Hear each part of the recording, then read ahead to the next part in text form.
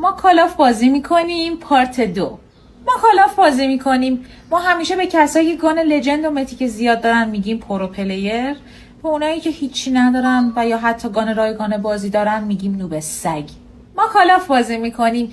اینجا اگر اکانت و دیوایس خوب داشته باشی یعنی اینکه بابات برات خریده و تو یک مفتخوری بیش نیستی. البته این یه مورد راجع به همه بازی‌ها صدق میکنه و فقط مختص کالاف بازی کردن نیست. پابجی پلیرها و فری فایر پلیرها تایید میکنید حرفمو؟ ما کالاف بازی میکنیم. اینجا اگه دختر باشی بهت گان میدن، لوت میدن، آرمور میدن، 1000 تا کوفت و زهرمار دیگه بهت میدن. ولی پسر باشی هیچی کف دستت نمیندازن. ما کالاف بازی میکنیم.